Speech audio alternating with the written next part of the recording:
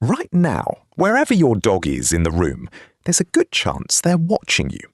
Not the way a distracted animal glances over, a steady, calibrated watch. Research from the Family Dog Project in Budapest shows that dogs track human gaze with an infant-like sensitivity to communicative cues. They're not just waiting for a treat cue, they're reading the angle of your body, the rhythm of your breath, the micro-tension in your hands. Your dog has built a detailed behavioural model of you, one they update continuously throughout the day. And here's what makes that remarkable. No untrained wolf does this. No cat does it with the same reliability. Your dog evolved this ability, specifically for you. In the next 10 minutes, we're going to look at what that watching actually means, and what your dog has quietly learned about you. You've probably seen it. Your dog approaches, then stops. A brief pause, maybe 2 seconds, before continuing toward you or redirecting. Most owners read this as hesitation, but behavioural researchers call it an assessment window. In that moment, your dog is sampling data. Your posture, your eye direction, the sound quality of any words you've spoken. Dogs process emotional valence through lateralized brain responses. Different vocal tones trigger measurably different patterns of hemispheric activation. Within roughly 2 seconds, your dog has made a probabilistic prediction about what kind of interaction is coming. This is the same rapid appraisal system identified in corvids and great apes, the ability to suspend approach and read the social environment before committing. Your dog isn't slow, they're being careful, and that careful reading has been refined over at least 15,000 years of living alongside humans. Before your dog even reaches you, they already know something. Something you don't know you're broadcasting. Dogs have up to 300 million olfactory receptors, compared to your 6 million. But more importantly, they've learned what your particular scent signature means. Elevated cortisol from stress, adrenaline from anxiety, the subtle shift in your sebaceous output when you're tired or unwell. A 2022 study from Queen's University Belfast found that trained dogs could distinguish acute human stress from breath and sweat samples with around 93% accuracy. Your dog doesn't just smell you, they're running a continuous physiological readout of your internal state.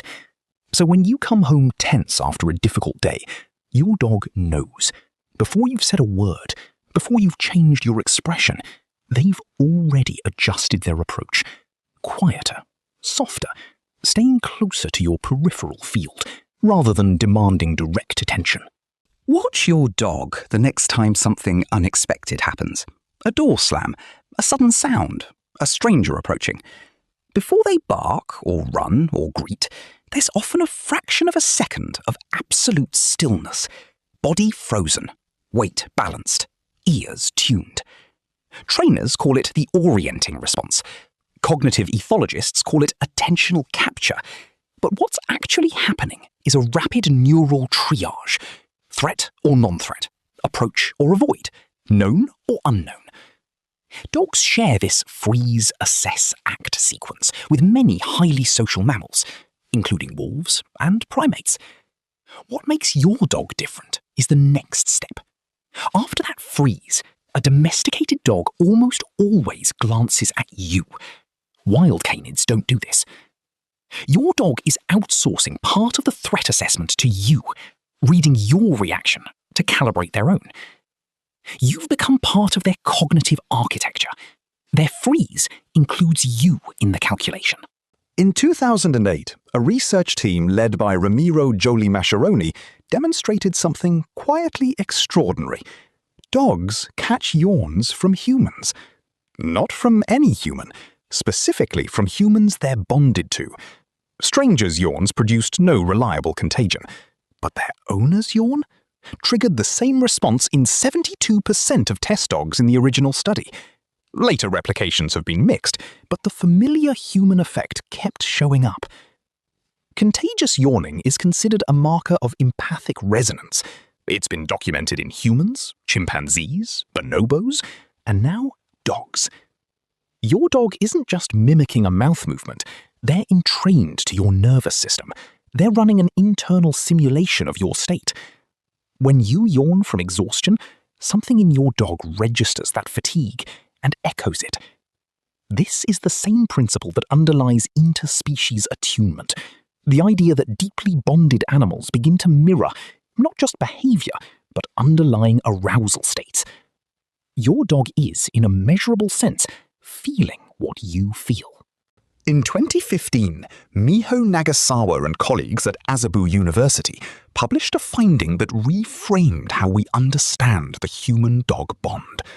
When dogs and their owners exchanged mutual gaze, simply looked into each other's eyes, both showed significant spikes in oxytocin, the same neurochemical that drives the bond between a mother and her newborn. This loop doesn't happen with wolves.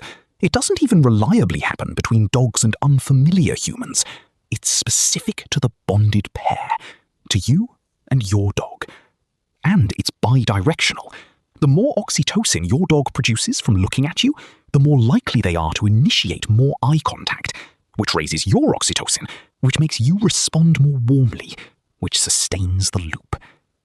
Your dog hasn't just learned to look at you, they've co-evolved a neurochemical feedback system with you. Every quiet look across the room is, chemically, an act of love. The play bow. Elbows dropped, rear end raised, tail flagging. It looks simple, but it's one of the most sophisticated communicative gestures in the mammalian behavioral repertoire. Ethologist Mark Beckhoff spent years documenting it, and what he found is that dogs use play bows as meta-communication, a signal about a signal. It says, what I'm about to do, the mock biting, the chasing, the body slamming, is play. Don't misread it. Dogs insert play bows mid-sequence, not just at the start, to re-establish consent when play has escalated. Your dog knows that social play has rules, that those rules can blur, and that explicit reset signals prevent misunderstanding. This is the same kind of layered consent signalling observed in ravens and dolphins. Your dog isn't just having fun. They're managing a social contract, keeping the interaction legible, fair, and safe for both of you. On a walk, count the seconds between each time your dog looks back at you. For most bonded dogs, the interval is between 15 and 40 seconds. This isn't random checking. Behavioral ecologists call it social referencing, the practice of reading a trusted companion's emotional signal to calibrate your own response to a novel environment. Human toddlers do it constantly, so do many social birds. Your dog, in an unfamiliar or stimulating environment, is treating you as an emotional anchor point. When you're calm, they explore further. When your tension rises, even subtly, they return to your side. You're functioning as a kind of distributed nervous system for them. The walk isn't just exercise, it's a continuous co-regulation event. Every glance back is a check-in, a data pull, a small act of trust. Your dog is asking, "Are we okay?" and reading your body to find the answer. Where your dog chooses to sleep says more than most behaviours combined. Dogs are denning animals. Sleep is a vulnerability, and where they place that vulnerability is a direct readout of their social trust map. A dog who sleeps pressed against you has placed you at the centre of their security system. A dog who sleeps touching your belongings, a shoe, a shirt, a cushion from your chair, is using scent proximity as a comfort mechanism in your absence. Multiple shelter studies have shown cortisol levels in dogs drop when they're given objects bearing a familiar human scent. Your smell to your dog is safety made physical. So when your dog tucks into the curve of your legs at night, that's not just warmth-seeking, that's a choice to place their most vulnerable state in the space they've mapped as safest, next to you. Everything we've walked through, the watching, the scent reading, the yawn catching, the oxytocin loops, the sleep positioning, it's all part of one continuous project your dog has been running since the day they arrived in your life. They've been building a model of you, not just your routines, not just your commands, a model of your emotional weather, the way your breathing changes when you're stressed, the specific cadence of your footsteps when you're happy, the particular silence that means you're about to leave. Your dog doesn't have language. They have something older, and in some ways more precise. Pattern recognition tuned across thousands of generations to read one specific kind of mind, yours. And what they've done with all that data isn't manipulation or survival strategy. The evidence suggests it's something simpler. They've spent their whole life learning you. Because to your dog, you are the whole world.